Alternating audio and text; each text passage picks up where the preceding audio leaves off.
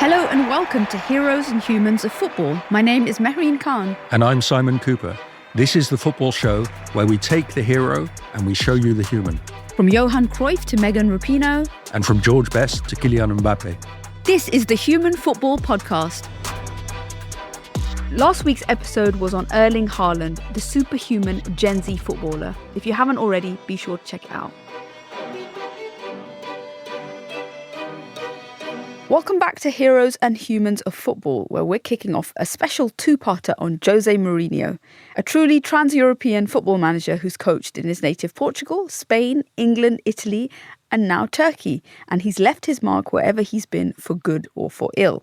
Now, assiduous listeners of Heroes and Humans will have realised from previous episodes that I have a soft spot for Mr. Jose. And my soft spot comes from the fact that he was the first manager to win a Premier League title for Chelsea in 50 years, in 2005, making all my teenage dreams come true. And as we'll also discuss, I think Mourinho is more in tune with our current age of strongman political leaders. He's brash, arrogant, seductive, outrageous, and sometimes outright mendacious. However, unlike the other alpha males that are trying to run countries at the moment, Mourinho has gone from being one of the most polarising figures in 21st century football to one who is now, I think rightly, getting his props and winning over the most cynical, hardened Mourinho haters. I think he has an unmatched ear for a quip and can spin better than that other minor podcaster, Alistair Campbell. Jose Mourinho is a man fit for our age, and a bit like our politics, I think we get the football managers that we deserve. This is going to be the rise, fall, and I think redemption of Jose Mourinho. Yeah, I wanted to call it the rise and fall, but you said no, it's redemption. It is, and you're going to find out why. So Simon, I consider you to be in, the hater camp. So it's going to be my job in the next two episodes, like it is in most of this pod, to convince you that you're wrong about Mourinho and that your analysis about Mourinho is wrong. You're wrong about me being a hater. I just really, honestly, I know this sounds pompous, I don't hate anyone in so football. Hater is not necessarily like you hate someone, it's just like you're cynical about them. That's why I said hater. And assiduous listeners will also realise that you have a penchant for some of the characters we featured in the previous episodes. I think it's clear to say that you're a Kylian fanboy, you really admire Pep. There's even a brief moment where you're in love with Erik ten Hag. None of these emotions are going to come out in this Mourinho episode when we're thinking about how you interact with him. I don't love Mourinho, that is true. So it's all relative, right? I have found him fascinating, as almost everyone who follows football has. I mean, here's somebody with a very complex personality that is in full view. In one league after another, he goes from England to Italy, to Spain, to England, and he always makes himself the main character. He's the kind of guy that when he walks through the door, all eyes turn to him. And so maybe we're doing him short by only doing 2 podcasts on him. I mean, we thought about the fact that this could go on endlessly, but yeah, we could become a Mourinho podcast, yeah. I would love that.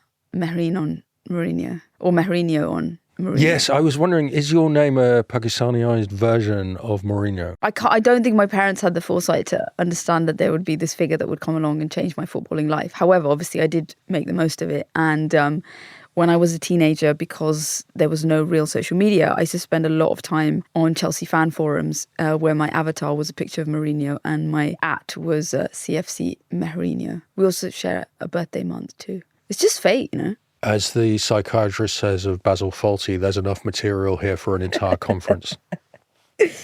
I'm also going to discuss in this episode why I think that Jose Mourinho is what some people would unceremoniously call a fuckboy. Stick around, as later on I'm going to be trying to explain the terms fuckboy to a befuddled Simon. Well, let's have some stats. Now, this episode is about the rise of Jose Mourinho. So we're taking his life from birth in 1963 up to 2010, which I regard as the kind of peak of peaks of Mourinhoism. In this period, there is no more successful coach in football. From 2003 to 2010, he wins 6 titles in 7 years, 2 each in Portugal, England and Italy. He wins 2 Champions Leagues and a UEFA Cup. He is game for game close to being the winningest coach in football history through 2010. So this episode is about the glory years. Simon, tell us about where the young Jose Mourinho grows up. He's born in Setúbal, which is a Portuguese coastal town, in 1963. And at this point, Portugal is under a fascist dictatorship of Salazar, who isn't, the most brutal fascist dictator, but this is not a free society at all. Most Portuguese are extraordinarily poor. I know a Portuguese family who in that era walked barefoot into France. I mean, this was just a desperately poor country, but not the Mourinho family, as we'll come to. Mourinho has said that the 3 Fs, which are a cliche about Salazar's Portugal, that they describe his life. So the 3 Fs are Fatima, which is the shrine where the Virgin Mary appeared to 3 peasant children in 1917. The second F is Fado, Portugal's melancholic urban music, and Futebol. So Fatima for Catholicism, Fado for this melancholic music, and Futebol describe his life. He grows up in a very wealthy family, and a great uncle of his funded Vitória Setúbal's stadium. And from childhood, Mourinho is groomed by his father, Felix, who's a goalkeeper turned football manager, into becoming a great coach. But as a boy, he's living on the estate of the great uncle, who's a guy called Mario Assunção Ledo. The great uncle is a sardine magnate. Amazing. And was president of the Vitória Setúbal football club, which is to this day Mourinho's favorite club. So Mourinho grows up as a kid playing football with a servant and going to private schools. So most Portuguese of his generation get a miserable education, but not him. And at school, he starts learning the languages, at first French, English, and Spanish, that will make his career as a manager possible. And in fact, it's through languages that he gets his start in football as a translator. And it's also his perfect English that helps attract Chelsea later. His life changes suddenly in 1974. He's 11 years old, and Portugal experiences the Carnation Revolution. I think people put carnations, little flowers, into the barrels of the soldiers' tanks, and it brings down fascism. Now, for the Mourinho family, this is not necessarily a good thing, because most of his family's businesses are expropriated. The family estate is lost. So his childhood realm, this realm of great wealth and privilege, is shattered. I think this is very important in understanding his complex psyche, because Portugal's revolution is the last in Western Europe, 1974. So most of us who grew up in Western Europe, we can't really imagine hidden forces overturning our lives.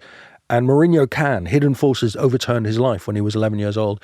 And I think this feeds what I regard as his conspiracy theory side, that he always sees conspiracies forming, Arsenal control the Premier League to do down Chelsea sort of thing.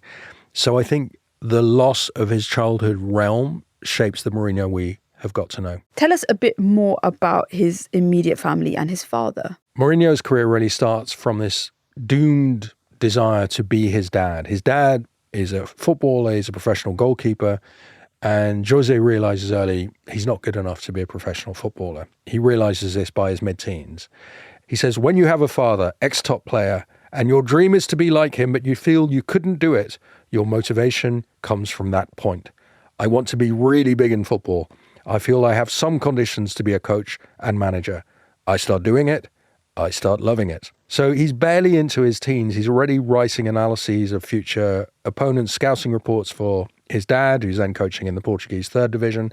And Felix puts Jose in charge of the ball boys so he can send messages to players during matches. So in short, we have this guy who has the best possible coaching apprenticeship. From adolescence, he is studying coaching at his father's knee. He has a front rank seat into lowly professional football. And he also has a very short playing career when his dad is coaching Rio Ave against huge objections from the directors. The dad a couple of times tries to put Jose into the team. This is despite Jose having already psychologically closed the door on his own playing career. I think they felt it would help his CV to have a couple of games of professional football on it. Some minutes.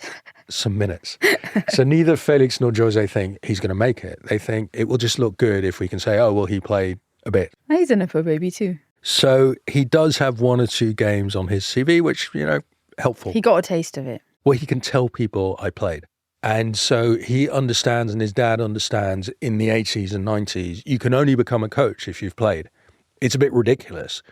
In Mourinho's analogy, it's like saying you can only be a dentist if you've had bad toothache.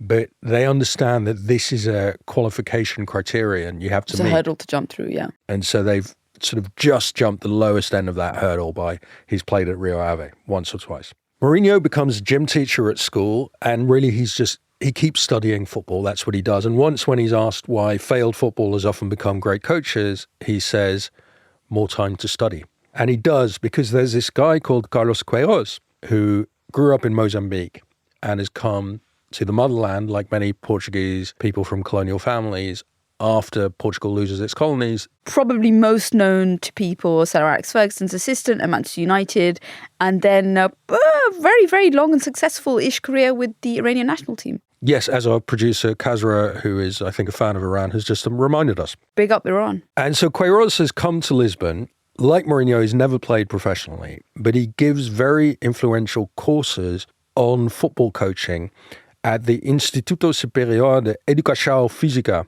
Queiroz starts this kind of intellectual movement in Lisbon of the study of football. And Mourinho becomes a brilliant student there. And it works because Mourinho gets a job in professional football pretty quickly. Maybe not the most obvious job, but a very, very prestigious job. Bobby Robson. Sir Bobby Robson. The former England manager, having had a very painful and difficult tenure with England, he wants to have a new life. And in 1993, Robson comes to Sporting Lisbon as manager. But Robson, like many British pensioners, can only speak one language.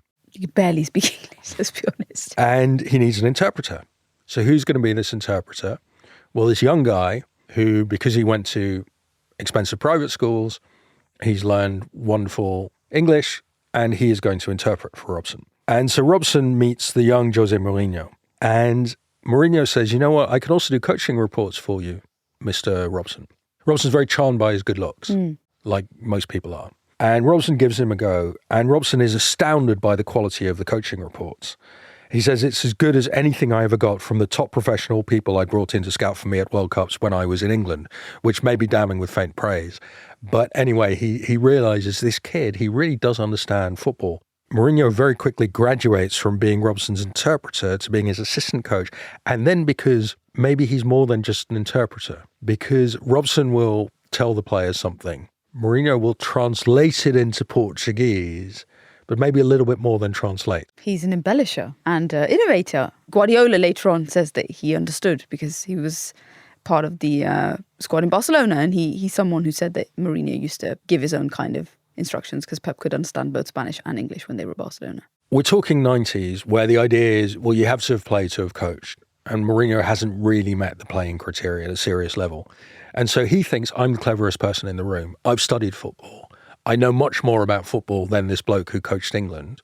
But the only way I can get into this game is as a translator. So it's a very unfair setup, and he feels the unfairness. He has thought harder about this than anyone he meets, but he's not taken seriously because he hasn't played.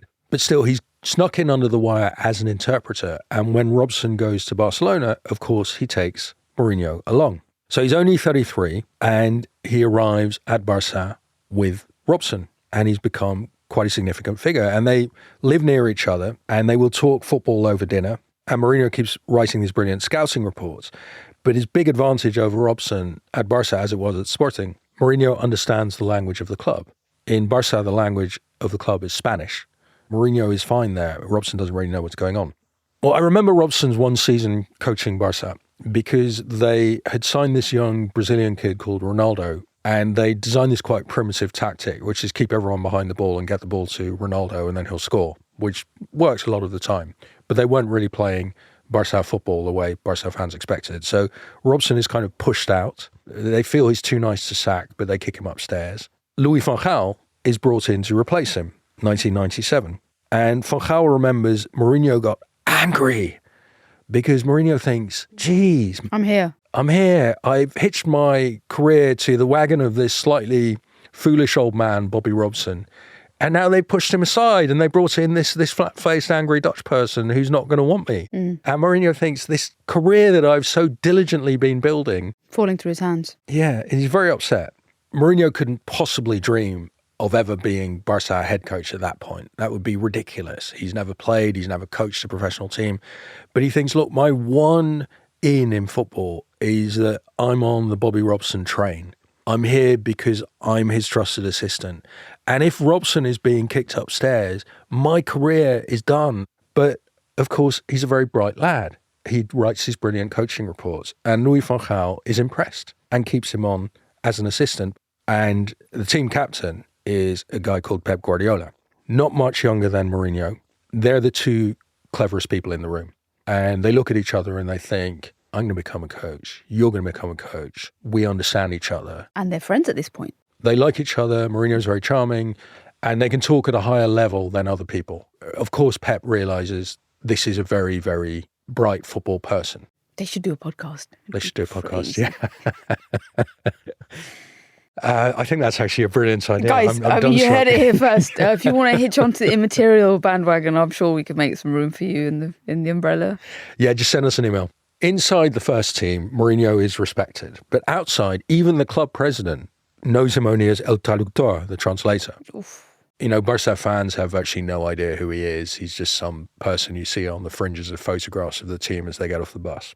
But he even coaches the first team in some friendlies, such as the respect in which he's held by Louis van Gaal and the players. And I imagine Louis van Gaal's not a guy who's that easy to win over. Like, you've got to be pretty good for him to recognise. Yeah, I mean, Van Gaal has always assumed that he is the only person who understands football. And so Mourinho joins the very select club of people who Van Gaal respects and doesn't really fight with. That's no mean feat, right? It's almost unique. Yeah. I mean, the Venn diagram of Van Gaal respects and they don't fight, that's pretty much just Jose Mourinho. Van Gaal, of course, claims credit for Mourinho's brilliance. Van Gaal says, I had to teach him how to look at football, how to. Oh, okay. Yeah, I think Mourinho might dispute that. And so arguably, historically, it's quite weird that the first club that Jose Mourinho ever coaches is Barca, albeit only in friendlies, and most people don't realise. Yeah. Because he, of course, becomes the anti-Barca figure for most of his career. So these last years of the century, 1996 to 2000, he's assisting Bobby Robson, Louis van Gaal at Barca. And when Mourinho leaves Barca in 2000, he says, look, I love this club and I'll only ever coach Real Madrid to destroy them. Yeah. I will never stop being a culé, which is culé comes from the word for backside, is a Barca fan. So it's the year 2000. Jose Mourinho is 37 years old. And for his own standards, he's a nobody in football.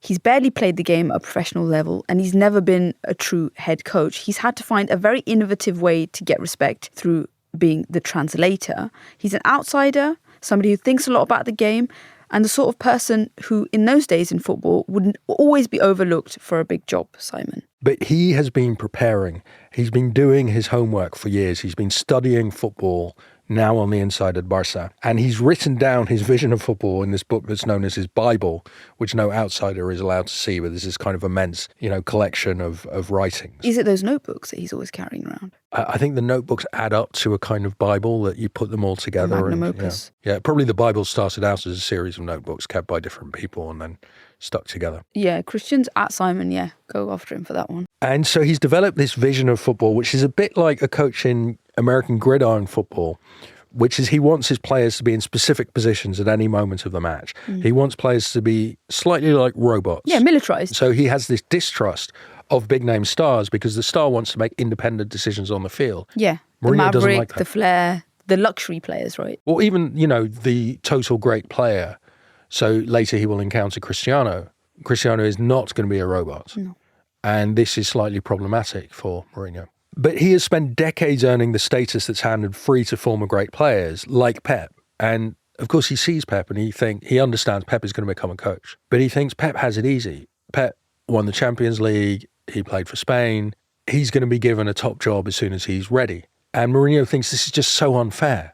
I mean, he respects Pep, but he thinks, I have worked so much harder. I understand football so much better than these guys. And that unfairness just eats away at him. By the 2000s, Jose Mourinho thinks he's ready. His CV now has Bobby Robson on it, Louis van Gaal, and a stint somehow coaching Barcelona, sort of. Mourinho has spent 15 years studying football, but is still considered to be an outsider. How does this unknown translator, as he's known, shoot immediately to the top of football by winning Europe's best domestic trophy with players that almost no one has ever heard of? Find out how he does it after the break. Are you loving listening to Heroes and Humans every week? Do you hate the wait between our weekly episodes? If so, why not join our official H&H Supporters Club on Patreon? This exclusive community is the place for behind-the-scenes, sneak peeks, Q&A opportunities with me and Simon, and more bonus content. The link is in the episode description and on all our social media bios. This is a reminder that you're listening to Heroes and Humans of Football with me, Mehreen Khan. And me, Simon Cooper. Welcome back to Heroes and Humans. You join us in the year 2000, where Jose Mourinho is frustrated. He's been knocking at the door of clubs, almost all of whom, big and small, ignore him. He's just not fit to be a head coach.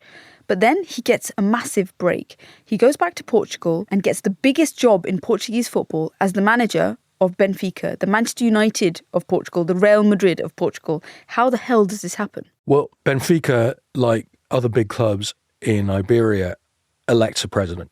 And there's presidential elections coming up. And so the president is outgoing and he has to stand for re-election.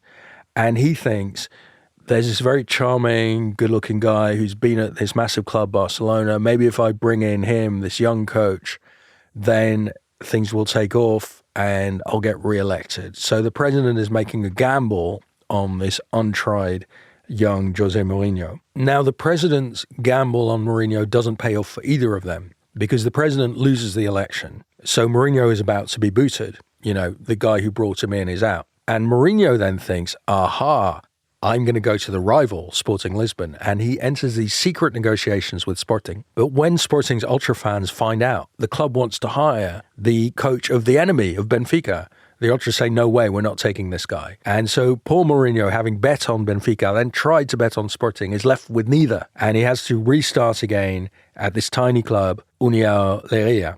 But he does really well there. Of course he does. He's Jose Mourinho. And in 2002, Porto come in for him. Very exciting. He's now been legitimated. He briefly coached Benfica and he's got this other giant Portuguese club, Porto. And immediately he's hired, he announces, we will win the league next season, which is quite a thing to say for a kind of novice coach that is just starting his career. This kind of promiscuity is something that he doesn't learn from. So when he's much more successful at other bigger European clubs, and I remember this vividly as a Chelsea fan, there's always a suspicion that he's talking to another club. It almost hounds him, rightly or wrongly, wherever he is. You never know how long he's going to stay and that he probably is going to be speaking to your biggest rival wherever you are. He's a man without loyalty, and you can see that because his career starts at Barcelona, he expresses love for Barcelona, and then he will turn into the most anti-Barca figure there's ever been, you know, even more than Franco, the Spanish dictator. He says his heart is blue, that he bleeds blue, and then he goes off to manage Tottenham, who, for Chelsea fans, is the most hated rival team in London. You managed to forgive him eventually or not? We'll have to come to that in part two. But he can see there's a lot of great players already at Porto, like Victor Baia in goal, Ricardo Carvalho and Costinha in defence, Capucho, Elder Postiga, and most of all, Deco, the brilliant Brazilian-turned-Portuguese midfielder. So they're good players, but nobody's heard of them outside of Portugal, or maybe not even outside of Porto. He turns them into European champions. Yeah, he buys a couple of players like Paulo Ferreira, who will recur in the Mourinho story. And, you know, the targets people think are domestic. You know, if you can win the Portuguese league, that's big time. But Mourinho is aiming much higher because he has been studying football for 15 years. He's worked everything out. He knows how to close down space, how to attack. And he's always looking for the opponent's weak spot. The moment you win the ball, that's when you strike, you find the opponent's weakness, which might be something tiny, like at Barcelona, Xavi takes an extra second or two to track back defensively, and that's where you go. And so Mourinho starts his coaching career with this mantra. He says, if you have a Ferrari and I have a small car, to beat you in a race, I have to break your wheel or put sugar in your tank, which is a very Mourinho statement. I mean, he's a beautiful speaker. He has a gift of words. And I think the way he finds opponents' weaknesses in matches is also part of his approach to life. When he deals with people, with players or with opposing coaches, he's always looking for their point of weakness. And he has this sense that if you're perceived as being infallible, he will find the flaw and he will expose it to the world, which is why the people that seem to get on his wick the most are the Arsene Wengers and the Pep Guardiolas, these storied figures who have this mythology around them. They're geniuses of the games. Their brains are bigger than everyone else's. They see things no one else can see. And Mourinho is always about bringing these types of characters down a peg or two. He doesn't actually, put so much of his toxic attention onto other figures like, Sir Alex or players that, clearly are vulnerable or flawed in so many ways. He really picks those who he thinks are on a pedestal and his job is to bring them down. Yeah, he thinks, look, football is just about winning and all the rest is bullshit. And so this kind of pep talk about, creating this ideal football He just thinks this is a balloon and I'm here with a pin. But he's just begun at Porto and he's already complete. So he has arrived at the age of about 40 and he unveils all his new ideas right at the beginning of his coaching career because he is ready. He has been thinking about this. He knows exactly what he wants to do as a coach. The tenets of his methods, which we can recognize throughout his career, are in place right from the start at Porto. So, for instance, he thinks, you don't tolerate stars who've won big prizes. You should favour slightly less gifted, hungrier younger players. You should drill your defence into a kind of moving wall where if one defender is caught out of position, another pops up behind him. The transition is the most important moment in football. When you win the ball, you immediately surge forward and strike. And football is all about winning. Anything you can do to win is fine. So you can lie about the referee, you can make it about the media, you can make it about the other coach's wife. Because his gift is finding the opposition's weakness, that's what he spends a lot of time on, more than anyone else. He's watching videos. And Pep does a lot of this as well, watching videos to find the opposition's weak spot. And then his other tenet of his method, which is absolutely crucial throughout his career, is be handsome. And he uses this as a superpower. He's very handsome. I mean, he was born with 5 o'clock shadow. And he understands that in football, this is a really important gift. So he uses it to manipulate situations. Let's spend some time talking about the look. This is a theme that we've touched on in other episodes, particularly with Pep. The idea that if you're going to be a successful manager, it's quite handy to have scores of other men looking up to you, admiring you, respecting you, because you're handsome. It's not necessarily something for the women. It helps a lot with men. Yeah, I mean, it's an industry that's full of this kind of homoerotic tension where there are all these perfectly trained, very fit men who are used to being looked at. And Mourinho also, because he didn't have a great playing career, what has he got that will immediately attract the attention of other men in football? Over time, it becomes his record as a manager. But at the beginning, he doesn't have that. Immediately, he just looks good. And he knows, I need that to survive. I think the really striking thing about him is that he's always been handsome. So I think when we spoke about other managers who I think in their middle age, they sort of develop, they go from being ugly ducklings to then becoming these swans. They become more comfortable in their bodies and their faces. But Mourinho is always handsome. So in his 20s, he's got like this matinee idol kind of look. He's been compared to Penn Badgley, who's, you probably don't know who that is, but he's an American movie star. And then in his 30s and 40s, he's like the George Clooney thing going on, kind of brooding, dark, mysterious. And then in the last 10 years, his sort of 50s and 60s, he's developed, what kids on the street called aura. And he has this magnetic effect on men, but of course also on women. So I have a friend of mine who at one point had both a wife and a mistress. Weird flex. So he had a lot of experience watching football with different women. And he says, if you're watching TV with a woman and Mourinho comes on, the woman you're with will fall silent. Jude Bellingham's mum got outed for this most recently in the Champions League final. Yeah, after the Champions League final. I felt horrified for her. But basically Jude finds Mourinho, who's then being a pundit, and says, can you please take a photo with my mum? And then he tells Rio afterwards, he's like, she's fancied him for years. And I was like, Jude, please. But no, I mean, it's a universal phenomenon, right? So the Cambridge University political scientist David Runciman has written about this as well. Great man. Yeah, I mean, he once criticised one of my books, so I think we can mark him down slightly. Oh, I love him even more. Runciman wrote, the players appear desperate to do whatever it takes to win his approval, like schoolgirls fighting for an approving glance from their favourite teacher. Runciman says, Mourinho recognised it is part of the manager's job to give his team the audience they need to perform. So the players, they want to impress this handsome guy on the touchline. And Mourinho understands this very well. And once he's asked what makes a great manager, and he replies, charisma, charisma, charisma. He adds, charisma is an English word, no? Respect from the players, charisma, love from the fans, charisma, trophies. Yeah. Oodles and oodles of charisma. So with this combination of incredible charisma, good looks, style, and man management, he is, of course, incredibly successful at his first big club, Porto, Simon. Yeah, and he's flexible tactically. So in Portugal, they're a strong team and they'll do flamboyant attack. When they go into Europe, they're more defensive against big teams. In his man management, he's also flexible. He can be a dictator, and sometimes he'll let the captain, Jorge Costa, give the team talks. He'll let players eat bags of samosas on the team bus. He knows when to tighten the reins and when to loosen them. Of course, in his first season, they win the league, as he'd promised. They win the league the next season. They also win the UEFA Cup. They're playing Celtic in the final in Sevilla in a heatwave. And he sends a bus ahead carrying computers and a library of videos of Celtic that he's personally edited. In the final, Porto are always diving to win time and free kicks. The match goes to extra time to be decided on a silver goal. So if you're up after 15 minutes of extra time, I think you win. And Mourinho had trained his players specifically in playing 15 minutes of extra time, which is something no other coach is known to have done. So in part, his gift is also just that he works harder than anyone else. And after this incredibly successful maiden season at Porto, he comes up against his former employer's soon-to-be turned nemesis club, Barcelona. How does it happen? Yeah, so it's a friendly match, November 2003. There was nothing friendly about it.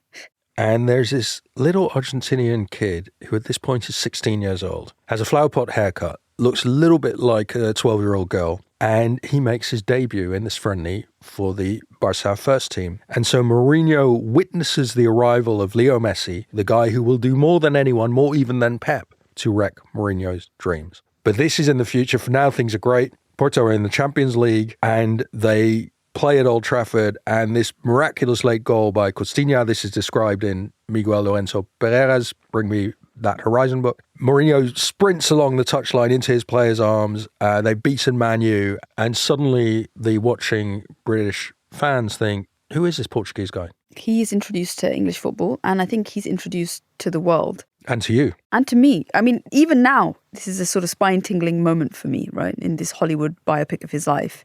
I remember watching the game on ITV. Benny McCarthy, South African, has a free kick in the last minute. It's parried, and Costinha taps it in. You can see Mourinho, when McCarthy hits the kick, he kind of looks up a bit like a squirrel. And then within a blink of an eye, he is running in his beautiful woolen trench coat, past the linesman, fist pumping in the air, running down to the Porto fans at like 15 miles an hour. Knowing what we know about Mourinho, he understands the fact that he's making himself the main character of this moment. He knows the camera is going to follow him. And what a moment for him. I mean, here's a guy who has only become a head coach a couple of years before, was known as the translator, always sort of had the question of how the hell is he ever going to get a job as a coach in football, and now he has shot to the top. There just must be an incredible feeling of vindication. I can't say I've ever experienced it in my life, but I can see how he just felt that this was everything that he knew that he was capable of doing. I don't think many of us have experienced that level of vindication in our lives, yeah. And then they win the Champions League. Little Porto, it's the last time any club from outside the big four leagues has won the Champions League. It's astonishing. And in the final, they crush Monaco 3-0. And in the final, there's this classic Mourinho vignette. He's bringing on a sub, Dmitry Alenichev, and Mourinho spends several minutes with a notebook giving Alenichev a tutorial about what he's going to do on the field. Alenichev comes on, and within 15 minutes, Porto have scored 2 more goals. So once again, the story becomes about Mourinho. And at the press conference after the final, Mourinho talks mostly about himself, not about his players. And fair enough, he's 41 years old. He's the youngest coach ever to have won the biggest prize in European football. He's gone from being a translator to winning both the UEFA Cup and the Champions League within 4 years at a not big club in European terms.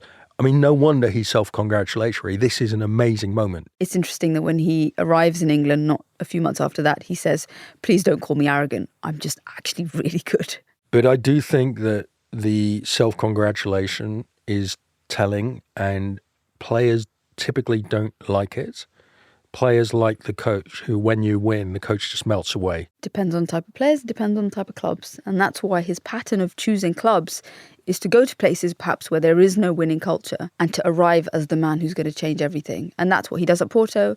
That's what he'll do at Chelsea. That's what he does at Inter Milan. When he does that, he gets it right. Because after Porto, he can kind of go anywhere, but he has already targeted one particular club, Chelsea. He has decided Roman Abramovich has bought Chelsea. There's going to be loads of money to spend. And as you say, Chelsea don't have a winning culture. They haven't won the league in 50 years at that point. It's like a blank slate. He can remake that club. And it's not just that Chelsea have found him. He has found Chelsea months before the final. He's heard on the grapevine, Chelsea are interested in you. But at this point, Mourinho doesn't even have an agent. And there are three guys who want to be his agent. Mourinho tells them, the one of you who can show me proof that Chelsea genuinely want me can be my agent. So he wants to contact Chelsea, but obviously it has to be done indirectly. He wants someone who can bring him to Chelsea. Instead, what happens is that a fourth agent calls him, the Portuguese agent, Jose Mendes, who will become football's biggest agent. And Mendes says, Roman Abramovich is in Portugal and he wants to meet you, which is the most exciting line that Mourinho can hear. And Mourinho is driven to the north of Portugal, up near Galicia, near the Spanish border, and he meets Abramovich in this brilliant fish restaurant, which has been closed just for them. And Mourinho lays out his thinking to Abramovich. And in Mourinho's telling, which we must always distrust, while he's in the restaurant, his phone rings, and one of the other three agents says on the phone, Jose, I'm in Paris with Roman Abramovich right now. I'll take care of everything. And Mourinho replies, yeah, I'm with Abramovich right now too. He's across the table from me. So Mendes has brought him the proof, and Mendes becomes Mourinho's agent. Mendes and Mourinho work very closely together, but we're going to be very careful here because Mourinho has said he will immediately sue anyone who suggests there is any self-dealing when his clubs buy players from Jose Mendes' enormous stable. Yeah, Jose, sue Simon, don't sue me. Jose arrives at your club in 2004. How do you remember this? Even at my ripe old age, I don't think it's an exaggeration to say that this was one of the best days of my life. And I remember it very, very vividly. I'm about 13 or 14 years old. There's fans filling the stadium. It's a media event. And it takes on this incredible Hollywood quality when the press conference is going on. And Mourinho says these words that he will carry for the rest of his life. I quote, I'm sorry, I'm a bit arrogant, but we have a top manager. So please don't call me arrogant because what I'm saying is true. I'm a European champion, so I'm not one from the bottle.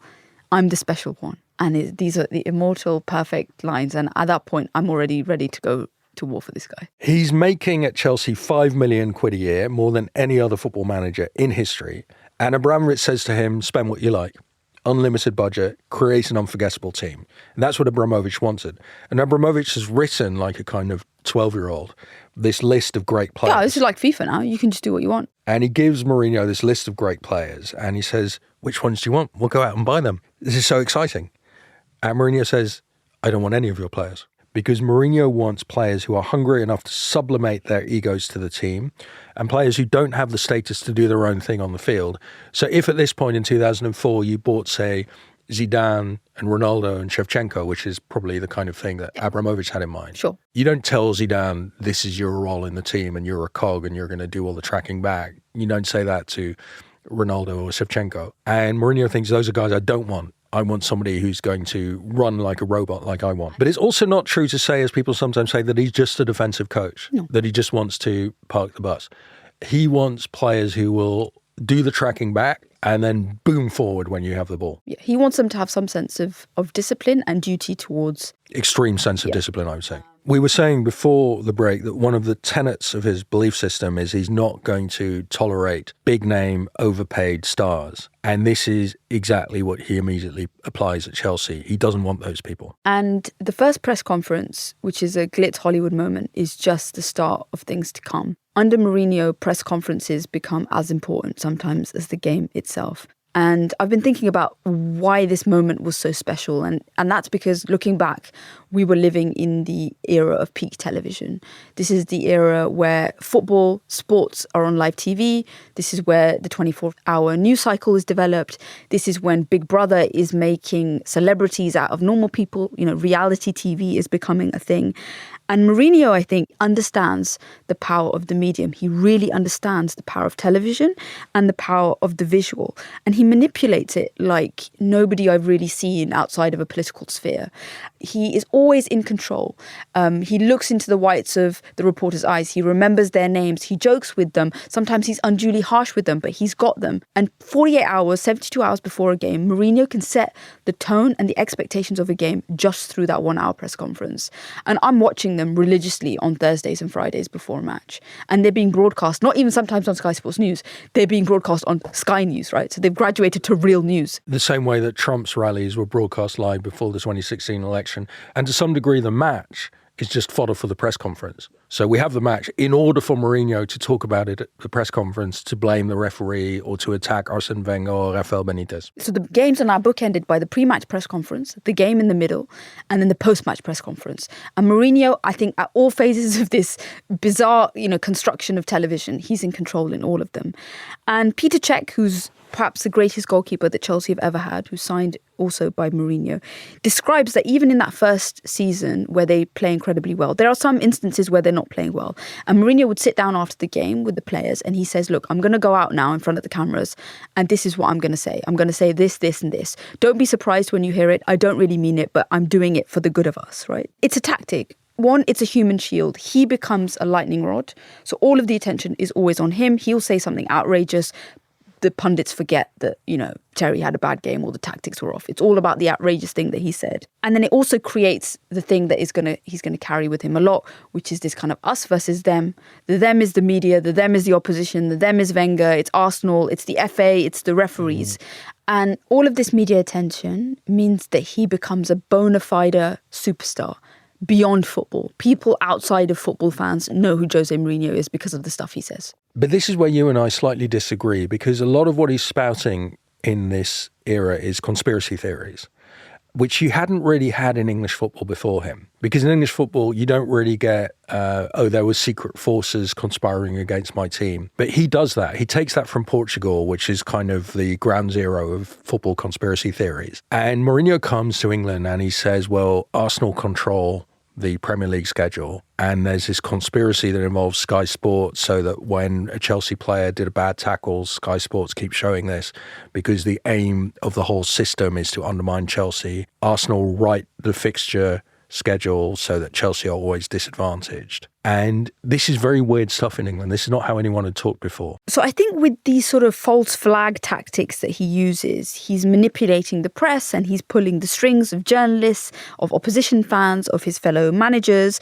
I don't think they're conspiracies as such, but they're sort of like hoaxes or yarns that he's putting out and everyone else is talking about them. You think he doesn't believe it? No, he doesn't. He's way too well adjusted in his non-football normal life to be somebody who's crazed and deranged in the way that most people I know who truly believe that phone masks give you cancer or that drinking bleach can help you cure COVID, like conspiracy theories. Those type of people are not people like Mourinho. Right. He knows what he's doing, and because it's so successful, he never stops doing it. It's successful, of course, until it stops being successful, which we're also going to speak about a bit later in the episode. I mean, supporting your theory that he is cool-headed and actually quite normal. A guy who worked with him at Chelsea said to me, he is a normal person. It's just that the adversarial nature of the press conference and of managers saying things about each other makes him look much madder than he is in real life. He understands how to behave in an adversarial environment, and he also understands how to behave in different types of environments. I think what he is narcissistic and a brilliant manipulator of people. And he manipulates players. I mean, this is one of the cores of the Mourinho method, is the way that he charms players. And so he does this with two great Chelsea players, Didier Drogba and Frank Lampard are key examples of this. So Drogba is always unsatisfied at Chelsea, always thinking of leaving, but he stays because he kind of falls in love with Mourinho. And the beginning of that story is super important because Drogba is playing for Marseille and I think Mourinho's at Porto and they go down the tunnel and he shouts at him, one day I'm going to sign you. Mourinho says, do you have a brother or cousin in Ivory Coast because I don't have the money to bring you to Porto? Yeah, the seduction is incredible. Like he plants the seed in Drogba's head and Drogba can't stop thinking about it. And he says this in perfect French, and so immediately they have this connection. He has this charming smile.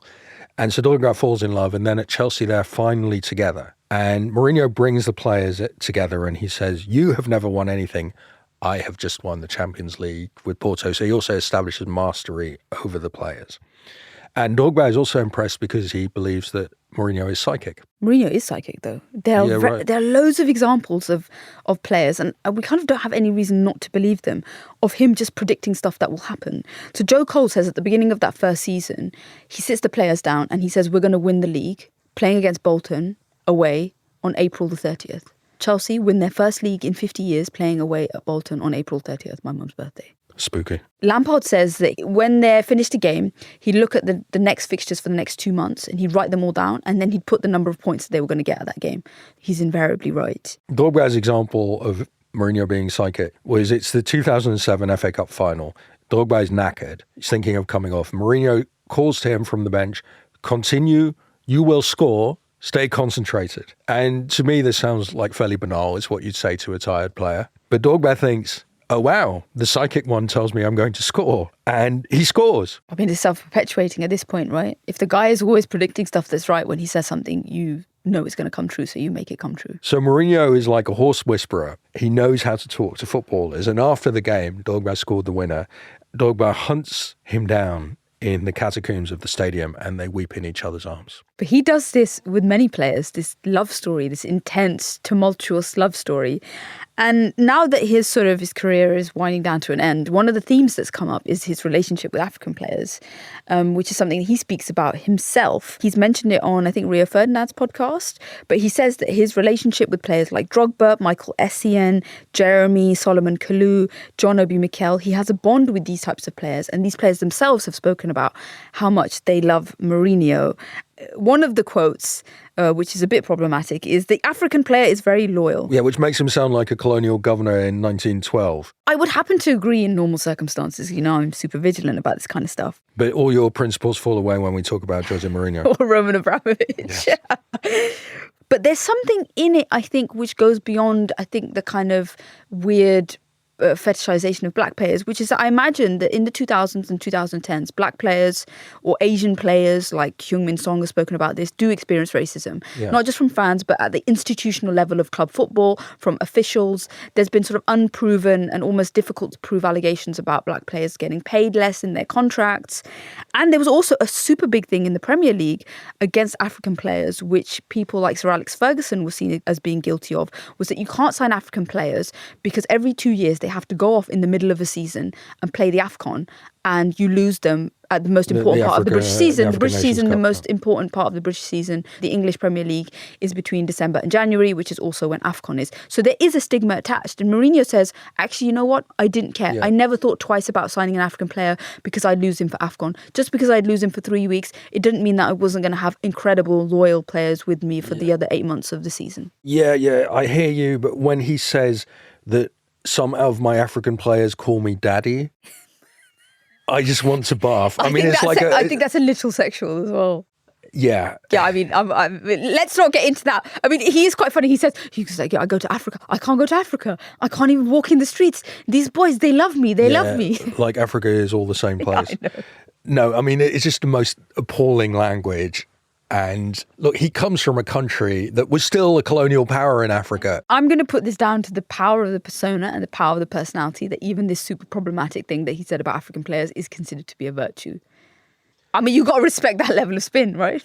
And to be fair to Mourinho, he doesn't just manipulate African players, he manipulates English players too. Frank Lampard tells this story. Mourinho has just joined Chelsea. Lampard comes out of the showers naked after a training session. Mourinho pops up and looks Lampard meaningfully in the eye.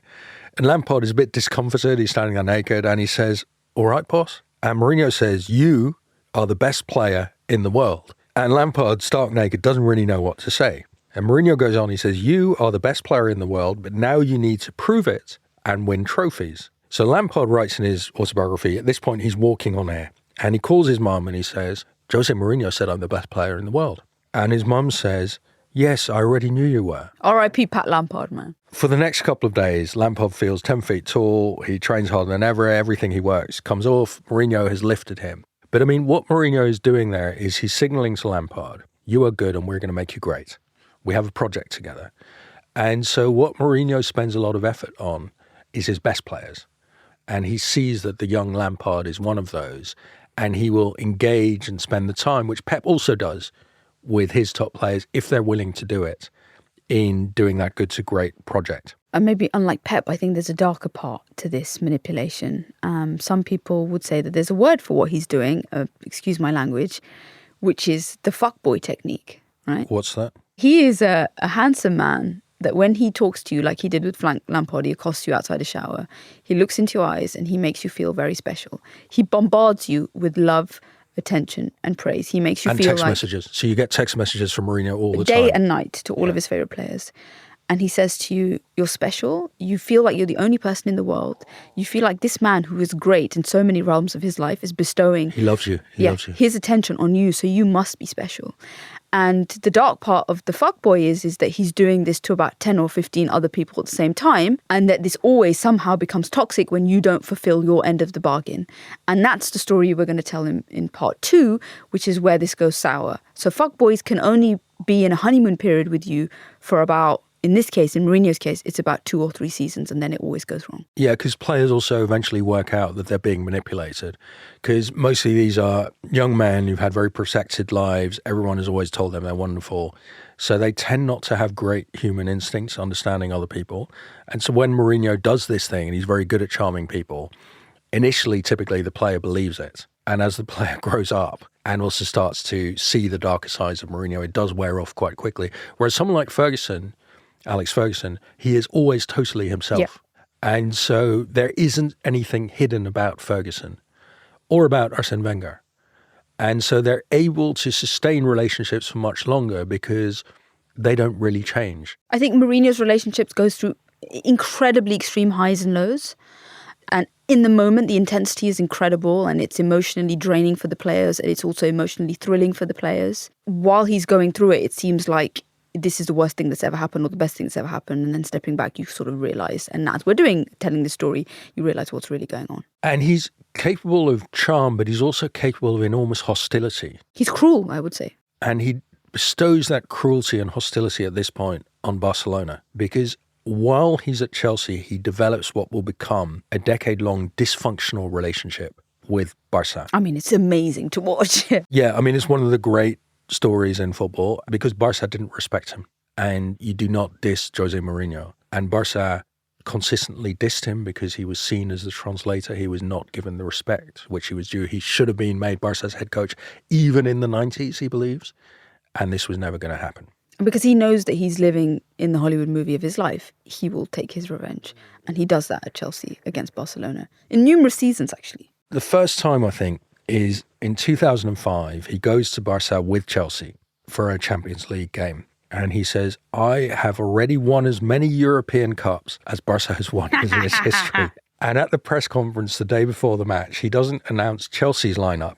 He announces Barcelona's lineup. It's brilliant. And he doesn't announce this, he has identified Barca's fatal flaw, which I had also identified, that the left back, Gio van Bronckhorst, could not tackle. So they just keep attacking Van Bronckhorst. They just bombard his flank. Barca fans go mad. They really, really hate this traductor, this translator, who's come back as somehow their nemesis. Sociologists like to say that groups define themselves by contrast to some imaginary other. So Trump's America defines itself, I guess, by contrast with Blue America. And Barcelona fans come to define themselves by contrast with Mourinho. Mourinho is the other, the bad guy. And then when Chelsea come back again in 2006, Barcelona fans pound on the team bus and shout, traductor, translator. So they're reminding Mourinho of his ignoble origins. They're saying, you think you're a big shot? You are just a translator. So it reminds me how Ancelotti kind of embraces his pig insult and lets it become his spirit animal. I think Mourinho, when he sees these people screaming translator at him, he knows that he's got exactly under their skin, which is where he wants to be. Well, it's a very dysfunctional relationship. And in a really dysfunctional relationship, both parties know exactly how to hurt each other. Yeah. Barca fans know how to hurt him by saying you're just a translator. And he knows how to hurt them, which is by beating them and by saying all this talk about your beautiful football is just hypocrisy. What Barca fans try to do is deny him respect, which they know for Mourinho is something he cannot bear. At Chelsea, Mourinho wins 2 league titles in his first 2 seasons. The first season is brilliant. They only lose 1 game. In the second, they concede the lowest number of goals ever by a Premier League team, which a record that has never been beaten, 15. They're impenetrable. We have Peter Cech, John Terry, Ricardo Carvalho. No one can score goals against this team. And I'm top of the world, like cloud 9, all of those things, right? You've chosen the most hated club. And now somehow it's bloody worked out. Unbeatable, yeah. Are you given respects in the playground? Yeah, right. I turned into a supreme bitch, as you can probably imagine. You have the gift of the gab, and then you're supporting this winning team. So out of nowhere. You're probably unbeatable, in the playground. But then we spoke about the 2-3 year cycle, and it goes wrong really quickly. Abramovich is suddenly sick of Mourinho winning titles by not playing the best football in the world. He wants to be more Barcelona, less Chelsea. And in 2006, he finally says, okay, Mourinho, we've got all the titles. Now big players will want to come and play for us. So we don't have to fight with the likes of Real Madrid because now everyone in the world that's a major player will come to Chelsea self-evidently. We're good. So he thinks, I want my boys now. Bring me the superstars. The one that he's super close to personally and professionally is Ukrainian Andrei Shevchenko, who at that point is one of the best strikers in Serie A, maybe even in Europe. He's banging in goals for Ancelotti at AC Milan and also helping them win Champions League titles. Mourinho doesn't like the interference. He doesn't want Shevchenko. Shevchenko becomes a disaster at Chelsea. I don't think it's because he's a superstar. I think it's because he's too slow. Shevchenko being a flop at Chelsea is not just bad for Chelsea fans and bad for Shevchenko. I think it also does something to the Mourinho-Abramovich relationship because Shevchenko is very close. He's a very close personal friend of Roman Abramovich, who doesn't like seeing one of his best friends fail and become a bit of a joke in the Premier League. I think Abramovich probably thinks that Mourinho is partly to blame. But this Shevchenko failure is one of many things that go wrong at the beginning of that third season. It seems that everything that made Chelsea great in the first two seasons, the hunger, the us against the world, the media manipulation, the making of the enemies, are all now factors that are playing against Chelsea. But Abramovich is also thinking, this is just not what I wanted. When I went into football, I wanted to create a kind of Barcelona. It would be beautiful. There'd be brilliant stars. Everyone would love us. And this is just the opposite of what I wanted. And like a good businessman, he thinks, okay, first 2-3 years, we get out, we can sort of consolidate, we understand what we're good at. And then after that, we can go on to develop. Chelsea don't develop the playing style as such. It stays the Mourinho playing style. But Mourinho's also thinking, playing style is bullshit. Of course he does. The football is just about winning. And that gap between the two of them is never bridged, really. But it's not just between him and Abramovich. It's also between him and English fans because actually in English football, winning is not that important. You'll see, at United or Arsenal or Liverpool, they'll lose a big game. And, as long as it was seen we played well, the fans will applaud and nobody kind of bursts into tears in the league anyway. And people are quite relaxed about winning and losing in England, much more so than in Italy, say. And Mourinho just doesn't have that. His culture is about, if I win, you can't say anything. And when Chelsea lose games, which is rare in those first couple of seasons, it does feel like the end of the world. There's not a resilience. There's not a bounce back. Well, that's also because for him, it's only about winning. And therefore, Mourinho's problem always is that when you don't win, then he loses his justification because there is no other story. He's not building a style or enjoying football for its own sake. And so he doesn't have a story in defeat. I think he's left an indelible mark on the psychology of Chelsea, the club and its fans, because we're still living with this sense of entitlement and this chasing of winning 20 years on. I am scarred by this. I think the fans are scarred by this. It's become a toxicity that has been bred in us, that winning is something that we need to validate ourselves. It's the only thing that really keeps us together as a club. And I think at the beginning, I loved how much he was breaking all the rules of English football. But now looking back, I think it's created a pretty dark legacy at Chelsea. The fact that when we don't win, we don't know what to do and we fall apart and we fight amongst ourselves, particularly as a fan base. And that's part of the Mourinho legacy. Yeah, it's a very short-termist outlook, whereas both at Manchester United and at Arsenal, both bigger clubs than Chelsea historically, which have had difficult years, the fans will initially give patience to a new manager with the story, I'm building a new dynasty which will play beautiful football, and the fans will buy into that for periods. Abramovich has waited until Mourinho starts losing, and they have a bad spell, and then they draw 1-1 at home to Rosenborg of Norway. Oh, so bad. Only 25,000 people have shown up. It's the worst attendance at Chelsea in 4 years, but Abramovich is there, and when Rosenborg score, the TV cameras show Abramovich smiling at his new girlfriend, because he knows now I'm allowed to sack Mourinho. And the sacking happens that September 2007. And it seems to have gone something like this. It's a very Hollywood biopic, Mourinho moment. The Chelsea squad are in a London cinema watching a new documentary film called Blue Revolution. I've actually seen it. Really good? It's decent. It's about Chelsea under Abramovich. So they're on the Fulham Broadway, neighbourhood with some of the most expensive homes in the world, very appropriate to Chelsea. And while the team are watching the documentary, one player receives a text message from Mourinho. And Mourinho writes, I'm gone. I've been sacked. So only a month into the new season, Chelsea have ditched their most successful manager ever. It was so bad. I described his appointment as one of the best days of my life. The sacking was one of the worst days of my life. You were 17 at this point. Something like that. I remember it happening in the run-up to Eid, so kind of traditional Muslim Christmas. And my mum, who had to go out, stupidly put me in charge of stirring some pot in the kitchen. And she said that when she got back, she saw that my teardrops were falling into the pot That's gross. rice pudding and that I was completely inconsolable. I think, recused myself of the festivities for a couple of days because I was inconsolable. I mean, it was, in a weird way, it was my first breakup. I'd never actually had a real breakup. It felt like that.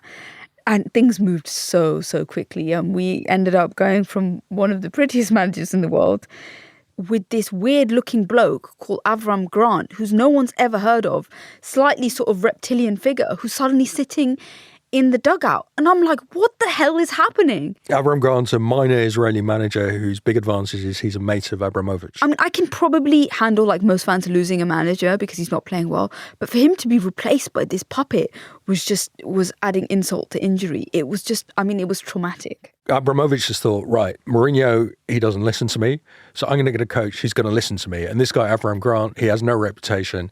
He is definitely going to have to listen to me. Abramovich calls him in and says, we're going to play beautiful attacking football, essentially with the players that I want. And Grant says, yes, boss. But Mourinho, he's sitting at home and he's not somebody who's able to sit at home. He has to work. He's talked about how he actually feels depressed when he's not working. So he's just thinking, what's my next move? And despite, a bad couple of months at the end at Chelsea, he's game for game, he's the winningest manager in football at the time. Everyone would want him. And it's summer 2008, and he thinks, I am now going to achieve total vindication by becoming head coach of Barcelona, the club that didn't respect me, the club where the fans dissed me. I am going to be the traductor, the translator, who returns as their head coach. And I'm going to take over this brilliant young team that has not won anything big, but that has Leo Messi, Andres Iniesta, Xavi. It's just going to be brilliant. And so that's his dream. He's going to become head coach of Barca. We've told this story at length in our episode on Pep Guardiola, which everyone should obviously listen to. It's the kind of sister episode to this one about Mourinho. How Barca end up having to choose between the winningest coach in football, Jose Mourinho, and the totally untried coach of the Barca B team, Pep Guardiola. So you'd think, obviously, they're going to get Mourinho. And when Guardiola has the job interview for head coach at Barca, he asks a Barca director, why don't you hire Mourinho? It would be easier for you. Even Pep can see the obvious choice is Mourinho. But the thing is, Barca want to win the Barca way, which Mourinho, by the way, thinks is hypocritical bullshit. And they've drawn up this 9-point document on the criteria the new coach has to meet. And one bit of this document is about how the coach should deal with the media. And it says he must act cautiously at all times, respect opponents, referees, and other institutions in general, fair play. Now, obviously, if that is your criterion, the answer is not going to be Jose Mourinho. In the end, he's just too vulgar. He's just too brash. He's just too Trumpian to represent this very bourgeois Catalan merchants club, and his teams don't play Barca football. When Mourinho finds out, he tells the club president, Joan Laporta, you have made a terrible mistake. He's putting his witch's curse on Barca.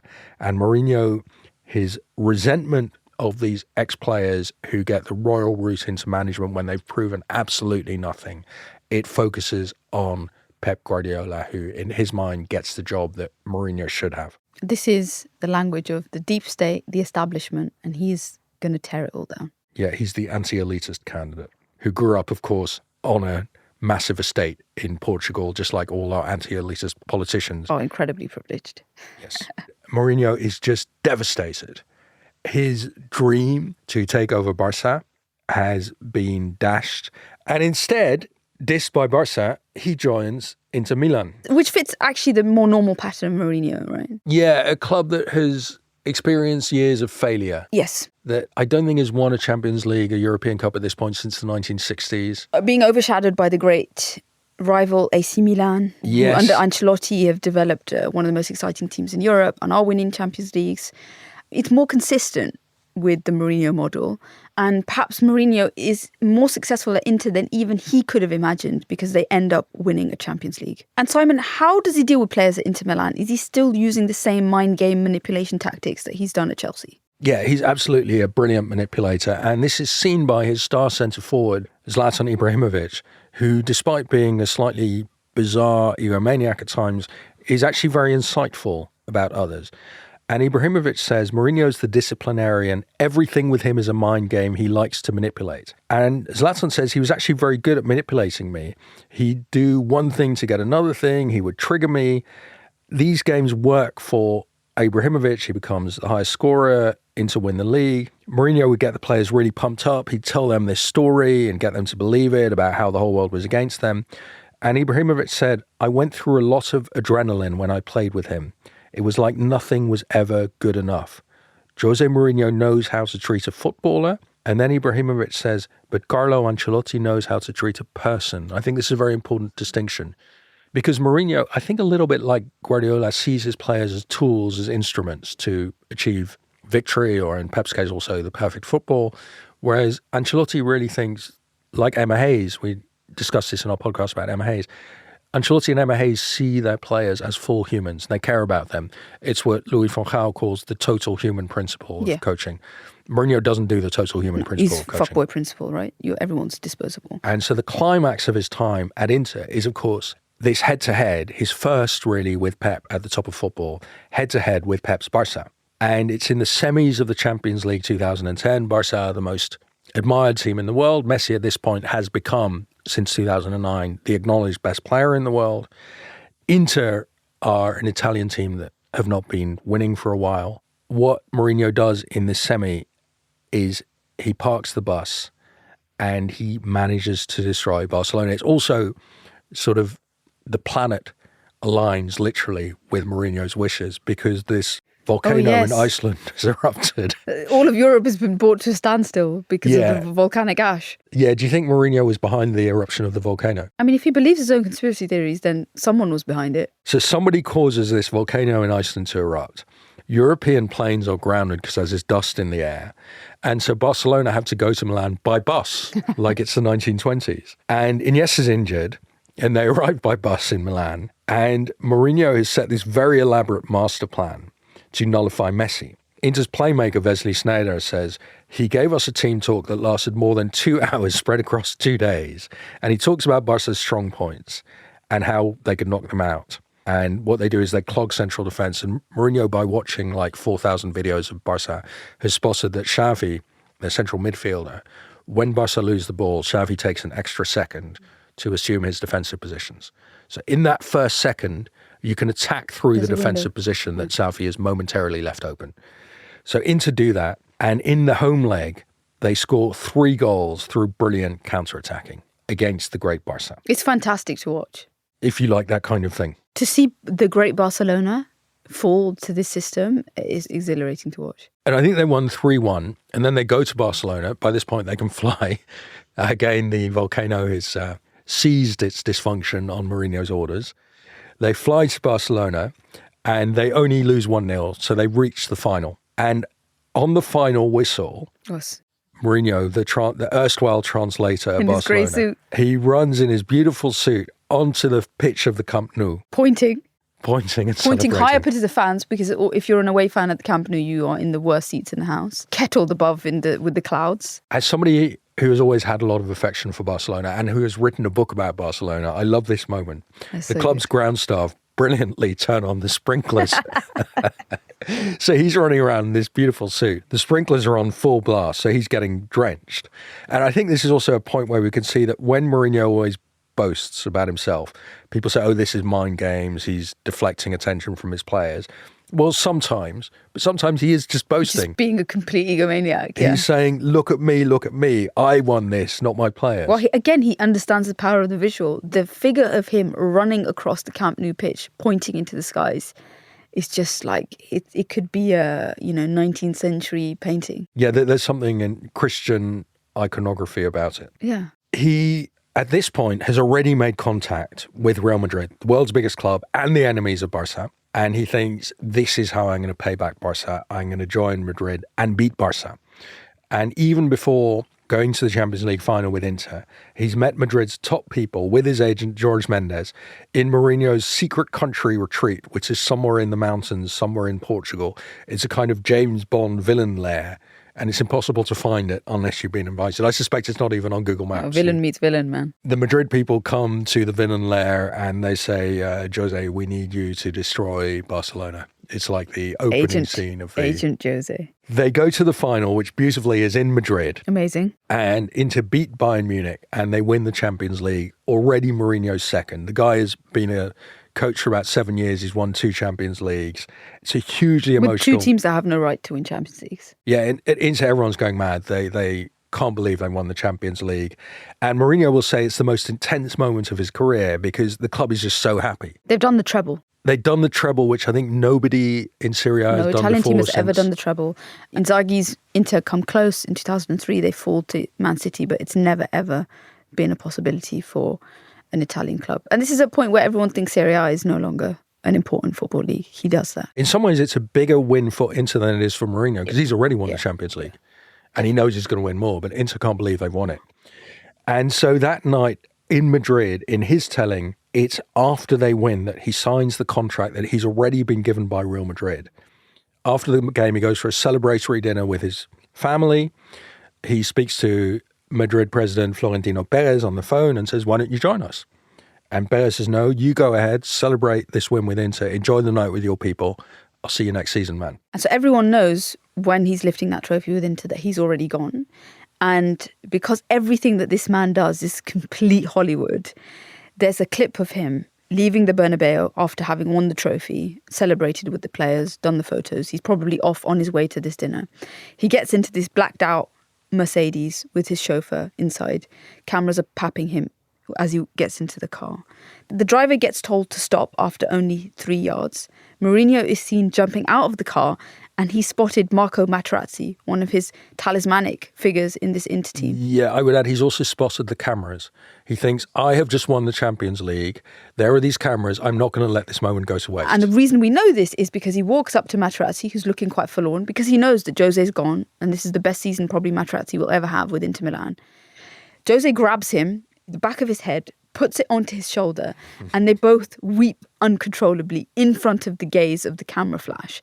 And Marco Materazzi, who's probably only otherwise been known for being the guy that Zidane headbutted in a World Cup final because he insulted his mum and his sister, thinks, oh my God, I'm crying on TV. So he tries to push Mourinho away. And Mourinho's not having any of it. He was like, we need to have this moment. I need this to be a moment. And then he grabs his head and he yanks it back onto his shoulder and continues sobbing. And then he finally lets him out of this vice-like grip. And Mourinho is seen walking off with his face is covered in tears. It's red. He's sobbing all the way to the car. And this is simultaneously the funniest and maybe the saddest thing I've ever seen, but it's so concocted. It reminds me of staged reality TV, which is also becoming a thing at this point and is something that we're all very used to. He's performing. He's always performing. He manipulates Materazzi in that situation. Even at his greatest moment when he doesn't really need any more praise or attention. Even when the emotion and the sadness is real and the goodbye is real, it's become like the seminal 1 minute of that period of his life at Inter Milan. I think this is an interesting difference between him and Guardiola because they both have something of the film director in them. Guardiola is like a film director in that he has this vision which he wants executed on the field, like a great film director wants their vision shown in the movie. And so Guardiola directs his team to execute this vision. But then when the game is over, he's not a film director anymore. He just wants to go private. He doesn't really want to be seen.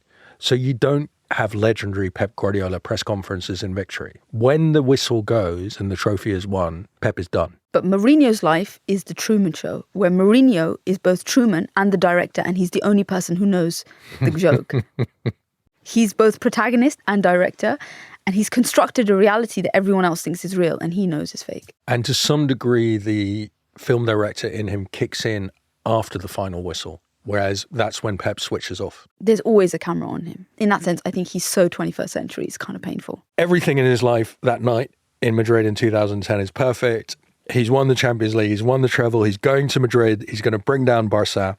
But in fact, we can now see, nearly 15 years on, that night, that spring night in Madrid in 2010, his career has already peaked.